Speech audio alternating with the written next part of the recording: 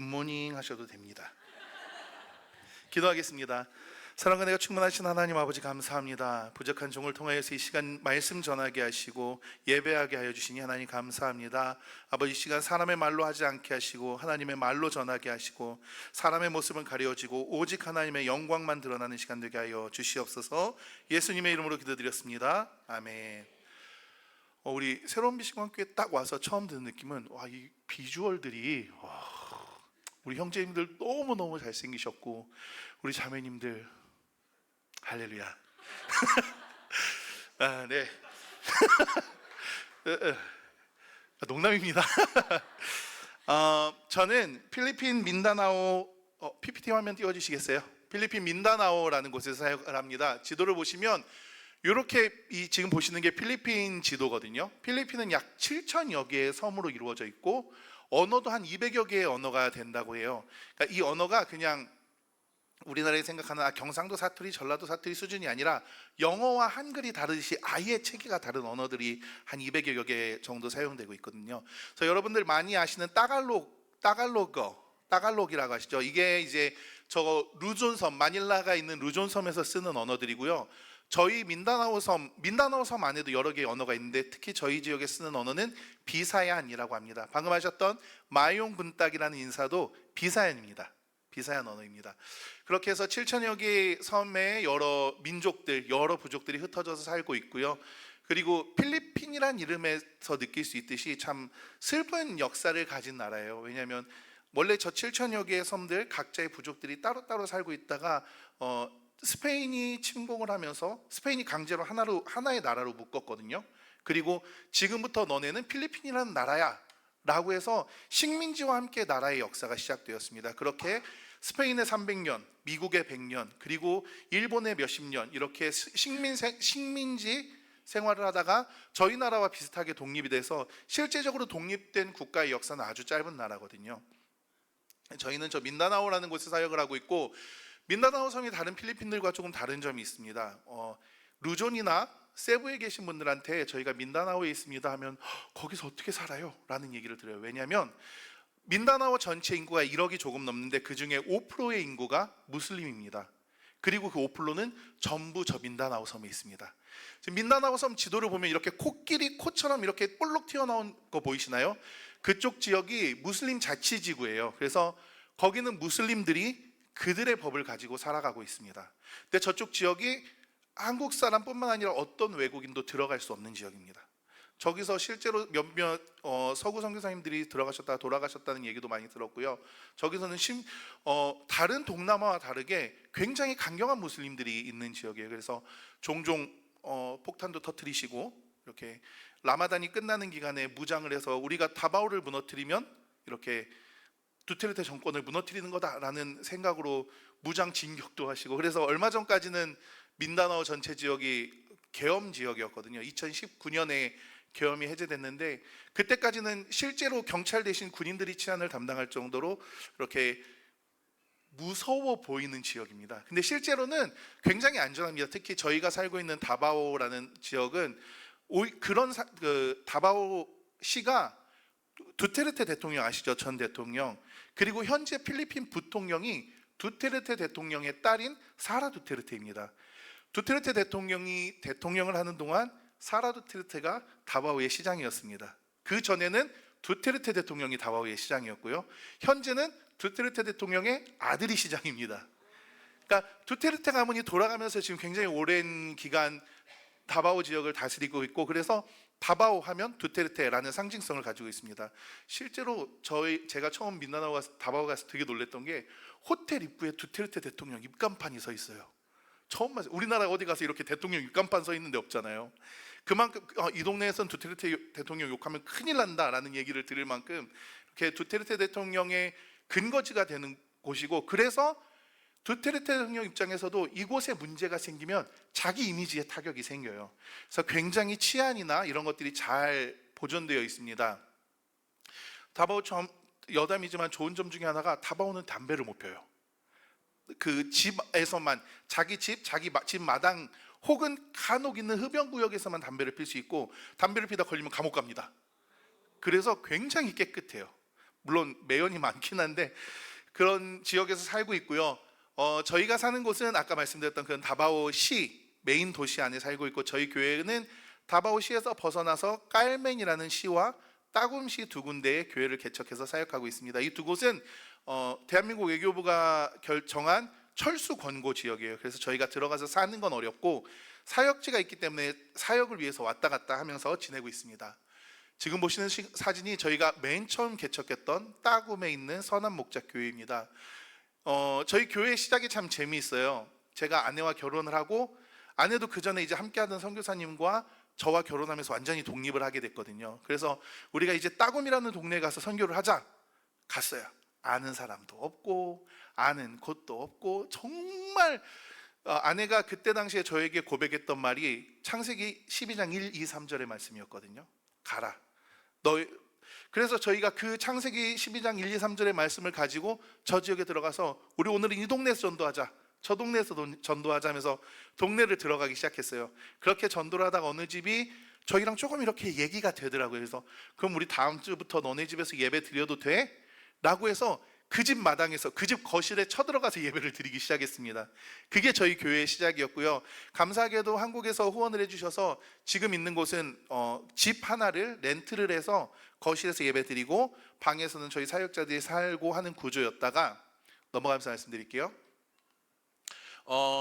지금 도저히 거실에서 더 이상 예배를 드릴 수 없는 상황이 되어서 저희 교회 뒤에 이렇게 공터가 있었어요. 나무가 있고 지금 이런 폐창고가 있는 지역인데 집주인한테 거래를 했어요. 2년 동안 집값을 올리지 않나 주면 우리가 여기다가 시멘트를 깔고 지붕을 올려서 터를 만들고 나갈 때 다 놓고 나가겠다. 들고 나갈 방법이 없죠. 일단 얘기는 그렇게 했죠.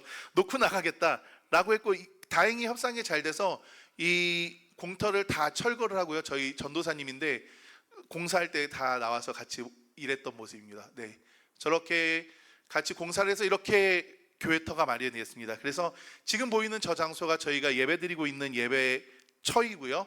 그리고 저 예배가 저희가 처음 저 예배처가 마련되고 첫 예배 때의 모습입니다. 그렇게 저희가 예배가 시작되게 되었습니다. 그리고 여러 가지 사역을 하고 있습니다. 이 사진 잠깐 설명을 드려야 될 것 같아서요. 이 사진은 뭐였냐면, 필리핀이 여름 나라이고 또 여러 가지 특수성이 있다 보니까 굉장히 뭐라 그럴까, 한국에서 생각하는 정상적인 가정을 이루고 있는 집들이 많지 않아요. 필리핀 카톨릭 국가이기 때문에 한번 결혼하면 이혼이 안 됩니다. 법적으로 이혼이 불가능합니다. 그렇다 보니까 결혼을 안 하고들 사세요. 그러니까 뭐 결혼을 안 하고 사시니까 또 헤어지고 만남이 쉽잖아요. 또 필리핀 분들이, 아까 아내다 목사님이랑 얘기할 때 잠깐 그렇게 얘기했는데, 필리핀 사람 대부분이 극 F세요. 극 F. 굉장히 감정적이고 감성적인 분들이라, 특히 자매님들은 왜 한국, 부끄러운 얘기지만 코피노 얘기 많이 들어보셨죠? 한국 분들이 와서 왜 그런 일들이 생기냐면, 필리핀 자매님들이 와서 나 너 사랑해, 나 너 좋아, 내가 너한테 다 해줄 거야, 내가 나중에 너 한국 데리고 갈게 하면 다 주세요. 정말 믿어버려요. 그런 줄 알아요. 그렇다 보니까 또 이렇게 필리핀 분들이 피임이나 다른 이런 지식들이 떨어지다 보니까 아이들이 굉장히 많으세요. 전 세계적으로 인구가 감소 추세라고 하는데 필리핀은 계속 인구가 성장 추세라, 이 상태면 20년 뒤에 필리핀 사람 인구가 지금처럼 계속 늘어난다면 20년 뒤에 필리핀 인구가 전 세계 인구의 반을 차지할 거라고 합니다. 그만큼 인구 증가 추세도 가파르거든요.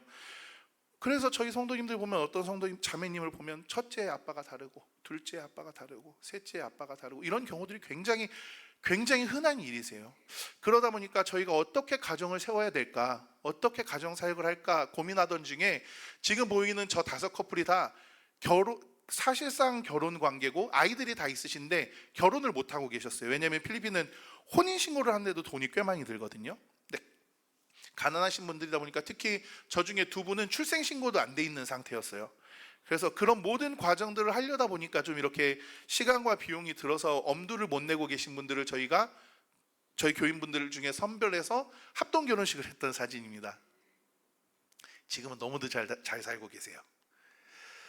넘어가겠습니다. 네, 저희 따굼교회 찬양팀 사역입니다. 따굼교회는 찬양팀 사역 위주로 사역을 진행하고 있고요. 다들 열심히 헌신적으로 봉사하고 있습니다. 여기 사진 보시면 저 하늘색 치마 입고 계신 자매님 보이시나요? 저분이 저희 교회 담임 전도사님입니다. 넘어가겠습니다. 네, 지금 다음 사진은 작년 저희 창립 기념 예배 때 사진이고요. 창립 기념 예배하면 이렇게 같이 점심 식탁을 나누는데 많이 들어오세요. 뭐가 이렇게 먹을 게 있거나 잔치가 있으면 많이들 보이십니다. 그래서 저희 함께 예배 드렸던 사진이고요. 지금 사진을 보시면 필리핀 분들은 아이를 교회로 잘 안 보내세요. 왜냐하면 교통비의 부담도 있고 또 필리핀에 워낙에 납치나 이런 유괴 같은 사건이 있다 보니까 아이들끼리 잘 어디로 안 보내세요. 그러다 보니까 교회에 오는 것도 당연히 어렵죠. 그래서 저희가 지금 현재 따궁교회에서 3군데, 깔맨교회에서 2군데 저희 사역자들이 직접 나가서 어린이 사역을 진행합니다. 그래서 지금 이 사진은 저희가 그 동네에 가서 어린이 사역을 진행하고 있는 모습입니다. 기억해보면 제가 어릴 때도 저희 동네에 저런 분들이 계셨던 것 같아요. 그래서 이렇게 동네에서 동네 친구들이랑 형들이랑 모여서 예배 드렸던 기억이 있거든요. 지금 필리핀에서 그렇게 주일학교 사역을 진행하고 있습니다. 지금 보시는 사진은 저희 2번째 교회 깔멘 선한목자교회의 사진입니다. 개척한 지는 지난 5월에 첫해 두 번째 교회 깔멘 선한목자교회고요. 지난 5월에 첫해 창립기념 예배를 드렸습니다. 두 번째 창립기념 예배를 드렸습니다. 지금 사진은 저희 교회의 기도 제목인데 비가 많이 오면 산 위에 있는 뚝이 무너져서 동네에 물이 차요.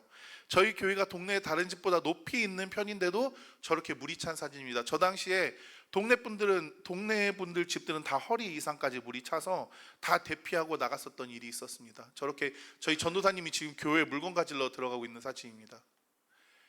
그래서 저희 교회가 지금 이사를 해야 되는, 2교회 다 이사를 해야 되는 상황이 있거든요. 깔멘 교회는 그 약속했던 2년이 끝나가고 있습니다. 올 12월이면 끝나는데 집주인이 내가 2년 동안 안 올렸으니 한 번 올릴 때 좀 크게 올리겠다라고 욕심을 조금 부리고 계세요.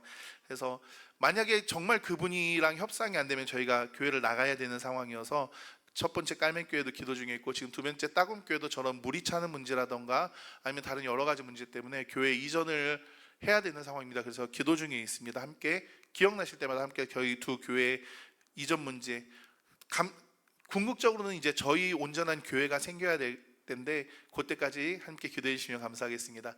지금 보시는 사진은 저희 깔맨교회는 탬버린 팀 사역을 해요. 탬버린 팀이 뭐냐면 우리나라는 이렇게 전통춤 하면 부채춤 생각하시잖아요. 필리핀 사람들은 탬버린 춤을 춰요. 그래서 저희 학생들 가운데 좀 이렇게 재능 있고 달란트가 있는 친구들을 모아서 탬버린 팀을 만들었습니다. 그래서 사실은 이제 저희 기도 편지 보시면 알겠지만 지난 6월 초에 이번 6월 초에 저 친구들과 같이 한국에 오려고 했었거든요.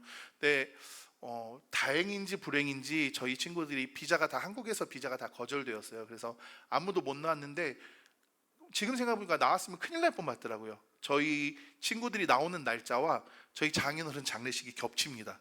그래서 하나님이 다 뜻과 계획이 있어서 이게 안 되게 하셨구나라는 감사 아닌 감사가 있습니다. 그래서 저희 친구들이고 저 친구들 중에 저희가 욕심내는 친구들이 있어서 그 친구들은 앞으로 계속 저희가 공부하는 거 후원하고 사역자가 될 때까지 서포트할 계획입니다. 그래서 이미 2 친구는 부모님과까지 약속을 끝냈고요. 그래서 신학교 가서 사역자가 되기로 약속을 끝마쳤고 아직 어린 친구들이 있어서 그 친구들은 조금 더 시간을 두며 지켜보고 있습니다.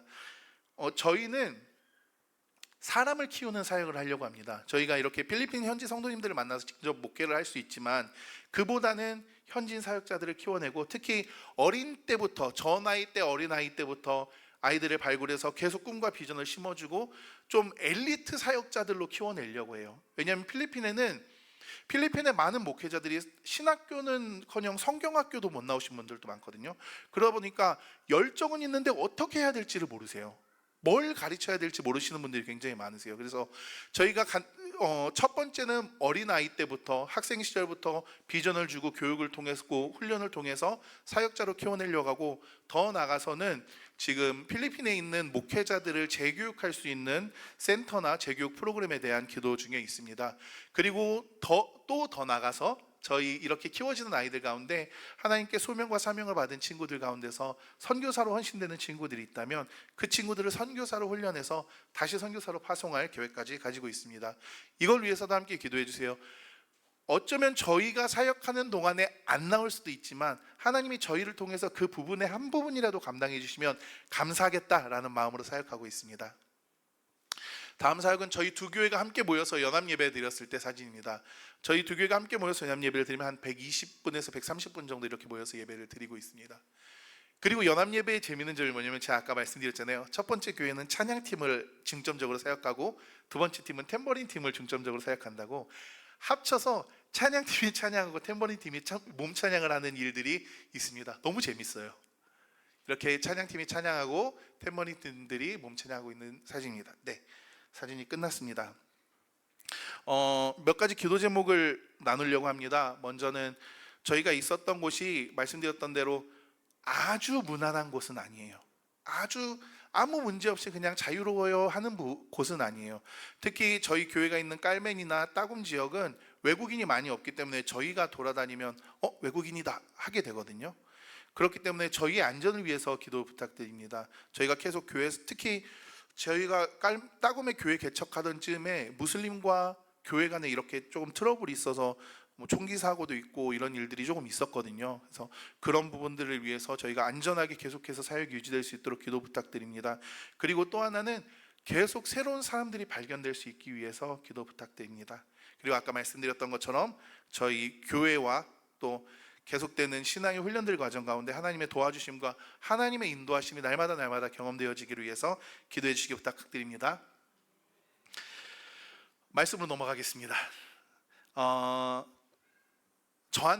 저에게는 11살 차이 나는 막내 동생, 늦둥이 막내 동생이 있습니다. 아무래도 나이 차이가 나다 보니까 이 친구가 어릴 때부터 있었던 많은 에피소드들이 있어요. 그 중에 한 번은 이런 일이 있었습니다. 제가 중학교 때인데 학교를 갔다 왔는데 마당에 이렇게 빨랫줄에 10,000원짜리, 5,000원짜리, 1,000원짜리 이렇게 쪼라니 널려 있는 거예요. 이게 뭐지? 하고선 어머니한테 가서 물어봤어요. 엄마 이게 웬 돈을 이렇게 널어놨어요? 라고 물어봤더니 이런 일이 있었다고 합니다. 이제 저랑 제 동생, 저희가 삼형제거든요. 밑에 동생은 학교에 가고 아버지는 출근을 하신 상태에서 어머니랑 막내가 낮잠을 잤는데 이 막내가 먼저 깬 거예요. 그래서 마당에서 막 놀았대요. 그래서 어머니도 일어나서 얘가 뭐라고 있지 하고 나가봤더니 마당에 똥을 싸놓은 거예요. 똥을 쌌는데 이 녀석이 이렇게 종이로 뭔가로 이렇게 뒤처리를 했던 기억은 있는 거예요. 그게 뭔지는 모르고. 그런데 지가 아는 종이는 없거든요, 별로. 그래서 엄마 지갑을 열어서 돈을 꺼내서 이 돈으로 뒤처리를 한 겁니다. 그리고 남은 돈으로 똥을 잘 덮어놨더래요. 결국은 제가 왔을 때 어머니가 이 돈을 다 씻어서 빨랫줄에 널어놨던 겁니다.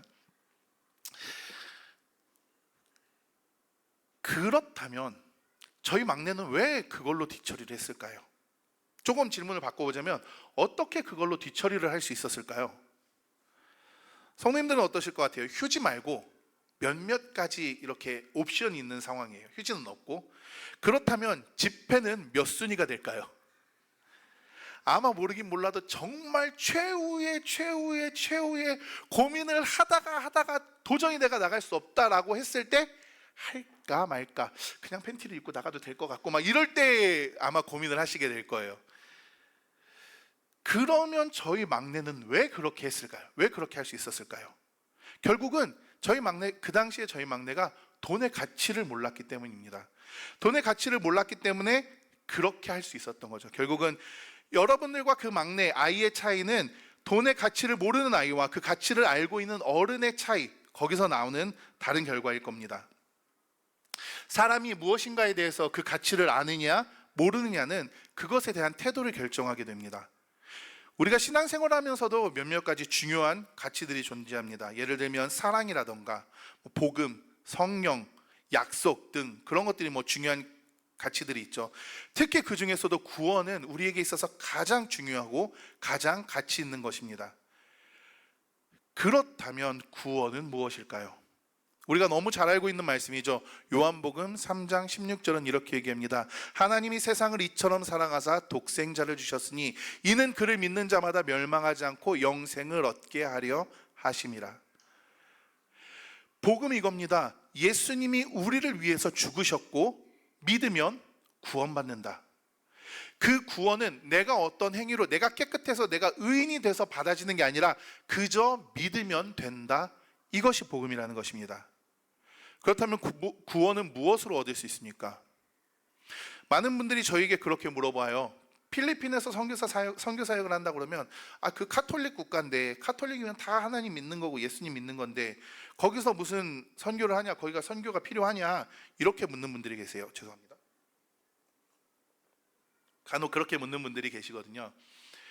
실제로 필리핀에서 전도를 하면서 예수 믿어야 구원받습니다, 예수 믿어야 천국 가요 라고 얘기하면 꽤 많은 분들이 네 알아요, 네 저도 믿어요 라고 대답을 합니다. 그런데 그런 분들에게 그러면 구원받으셨나요? 만약 오늘 밤 하나님이 당신의 영혼을 데리고 간다고 하면 천국 가실 수 있나요? 라고 물어보면 거의 대부분의 분들이 아니요 혹은 몰라요 라고 대답을 합니다. 결국 본인들의 삶이 구원받을 만한 어떤 것이 없기 때문에 나는 구원 못 받아요 혹은 구원받을지 아닐지 모르겠어요 라고 대답합니다. 그렇게 그들에게 복음이 필요한 것입니다. 오늘 본문은 구원은 선물이고 사람의 어떤 것에서 나오지 않는다라고 말하고 있습니다. 여러분, 선물은 무엇입니까? 만일 여러분이 필리핀 단기 선교를 오셨어요. 왔다가 정말 사랑하는, 내가 제일 좋아하는 내 친구를 위해서 선물을 사셨어요. 어떤 선물을 살까 고민을 하다가 조금 비싸지만 저희 동네 진주가 굉장히 많거든요. 진주가 굉장히 싸요. 오시면 어머 할렐루야 한국에서 볼 수 없는 진주가 볼 수 없는 가격에 있습니다. 오세요. 웰컴입니다. 그래서 조금 가격은 나가지만 좋은 진주를 준비했다고 생각해 볼게요.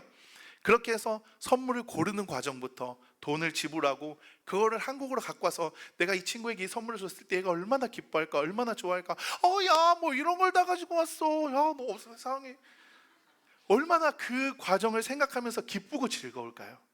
그렇게 선물을 준비해 와서 친구에게 딱 줬어요. 근데 친구가 이렇게 대답합니다. 이거 얼마야? 내가 돈 줄게. 마음이 어떨까요? 친구가 내가 준비한 선물의 값을 치르겠대요. 이건 선물로서의 가치를 잃어버린 거죠. 더 이상 선물이 아닌 게 되는 겁니다.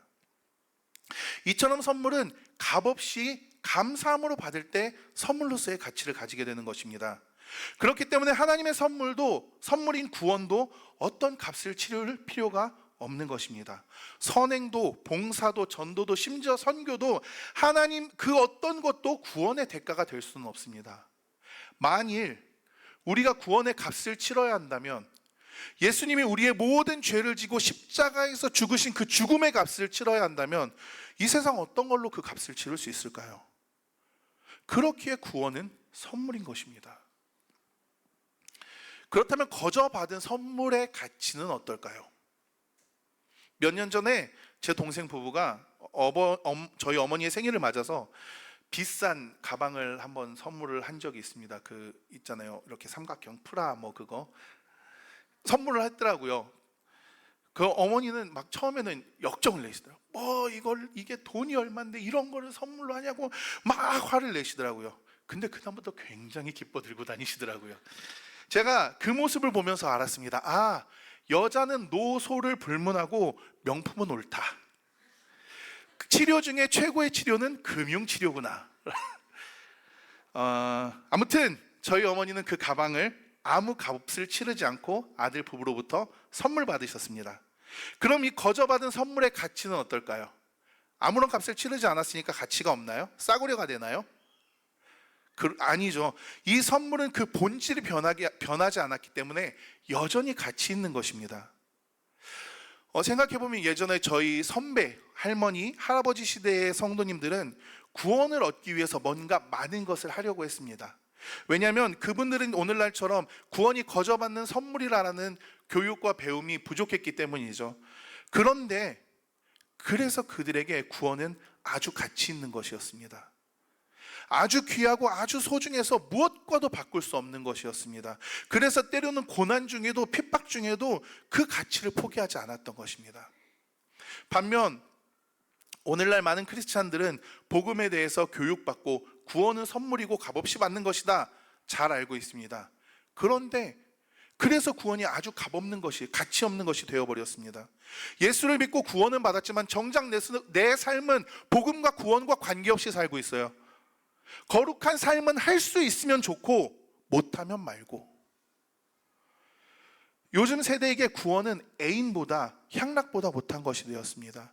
제가 예전에 한국에서 사역할 때 가르쳤던 청년들, 학생들을 떠올려 보면 너무 가슴이 아파요. 그 친구들 정말 열심히 하던 친구들이었거든요. 그때는 마치 굉장히 신앙이 좋은 것처럼 보였던 친구들이었거든요. 근데 요즘 이렇게 페이스북이나 인스타 그 친구들의 삶을 이렇게 돌아보면 교회를 떠나 있습니다. 왜요? 내가 즐기고 싶은 것에 교회가 방해되거든요. 내가 하고 싶은 것에 나는 구원받은 사람이다라는 이 양심에 걸리는 것. 나 예수 믿는 사람인데 내가 이래도 되나? 내가 이렇게 술 먹고 놀고 주일 빠지고 내 마음대로 살아도 되나? 이게 내가 구원받은 사람이라는 것 때문에 마음에 걸리거든요. 그러니까 이걸 버려버리는 거예요. 마음껏 놀려고. 결국 요즘 세대에게 구원은 아무런 가치 없는 하찮은 것이 되어버린 것입니다. 사랑하는 성도님들, 구원의 가치는 세상 무엇보다 크고 귀중한, 세상 모든 것을 합친 것보다 더 귀한 예수 그리스도, 왕의 왕이시고 만유의 주이시며 모든 피조물들이 바라는 창조주의 유일한 독생자, 만물의 주인이신, 세상의 주인이신 예수 그리스도, 그분의 생명의 가치와 동등한 것입니다. 세상 어떤 것이 그거보다 더 가치 있어요? 우리가 아무리 거저 받았다 한들 그 본질은 변하지 않는 것입니다. 옛날 저희 어머니가 그 지폐에 똥이 묻고 오줌이 묻고 바닥에 버려지고 밟히고 흙투성이가 되었어도 왜 버리지 않고 다시 닦았었나요? 그 돈의 본질은 변하지 않았기 때문입니다. 그렇기 때문에 그 가치가 변하지 않았다는 것입니다. 온 세계가, 온 세대가 거부하고 가치 없는 것이라고 속이고 넘어뜨리려고 해도 구원의 가치는 결코 변하지 않습니다. 왜냐하면 예수 그리스도는 지금도 살아계셔서 여전히 우리와 함께 하시고 여전히 우리를 구원하시기 위해 최선을 다하시기 때문입니다. 뿐만 아니라 지금 그 예수 그리스도께서 밖에 주님을 모르고 죽어가는 그 영혼들을 여전히 사랑하고 계시기 때문입니다. 우리는 구원을 선물로 받았습니다. 그러면 선물 받은 사람의 태도는 어떠해야 될까요? 선물 받은 사람은 감사해야 합니다. 그리고 선물한 사람을 기쁘게 해야 합니다. 제가 어제 저희 딸 희원이를 데리고 키즈 카페를 갔었어요. 그 키즈 카페를 저희 다바오에 사는 저희 희원이에게 한국에 있는 키즈 카페를 간다는 건 굉장히 큰 선물이거든요. 그럼 키즈 카페를 가기 전부터 얘기합니다. 희원아, 오늘 키즈 카페 갈 거야. 그럼 희원이가 정말? 진짜? 아빠 최고! 아빠 사랑해요! 그럴 때만. 그리고 나서 저도 참 치사한 아빠죠. 그러고 나면 그때부터 얘기합니다. 대신 말 잘 들으면 갈 거야. 징징 짜지 않으면 갈 거야. 그러면 그때부터 세상 이렇게 착한 딸이 없어요. 세상 이렇게 착한 딸이 없어요. 그리고선 키즈 카페가 다 끝나고 나오면 어제도 또 울고불고 한바탕 했거든요. 그러면 혼내기도 하고 어르기도 하고 달래기도 하고, 그리고선 약속합니다. 다음에 아빠랑 또 오자. 그럼 그때부터 또다시 착한 딸이 됩니다. 그러면 결국 그 아이가 하는 아빠 고마워, 아빠 사랑해, 이 한마디에 또 가게 되는 거예요. 아이한테 어떤 조그마한 선물 하나 줬을 때 그 행복해하는 모습, 감사하는 모습, 기뻐하는 모습 때문에 또 다른 선물을 준비하게 되지 않습니까? 하나님과 우리의 관계도 마찬가지입니다. 우리에게 구원을 선물해 주신 하나님께 우리는 그분을 기쁘게 해드려야 하는 것입니다. 그래서 봉사도 하고, 그래서 전도도 하고, 선교도 하고, 하나님을 기쁘게 하기 위한 여러 가지 일을 합니다. 그리고 그런 우리를 보면서 하나님은 기뻐서 또 다른 선물을 준비하시죠. 그럼 우리는 그 선물을 받고 또 기뻐서 더 열심히 하죠. 그럼 하나님은 또 다른 선물을 준비하시겠죠. 선순환이 일어납니다. 하나님도 기쁘고 우리도 기쁘고 행복하고 마치 이 땅이 천국처럼 느껴지게 될 것입니다. 그런데 우리가 처음 받은 그 구원이라는 선물에 감사하지 않으면 아무 일도 일어나지 않게 되는 것입니다. 물론 처음 받은 그 구원이라는 선물을 뺏기진 않죠. 하지만 하나님이 준비하신 더 많은 선물, 더 크고 놀라운 선물들은 우리와 아무 상관없는 것이 되는 것입니다. 여러분, 정말 이 땅에서 천국을 누리고 살아가는 사람들은 하나님과 이 관계가 끊이지 않는 사람들이에요. 하나님을 기쁘시게 하고, 하나님은 기뻐서 선물해 주시고, 또 하나님을 기쁘시게 하고, 하나님은 또 선물을 베풀고, 그 선물이 단지 물질적인 것, 내 건강한 것, 돈을 많이 벌고 좋은 아파트, 좋은 차가 아니라 내 마음의 평안. 우리 찬양하잖아요.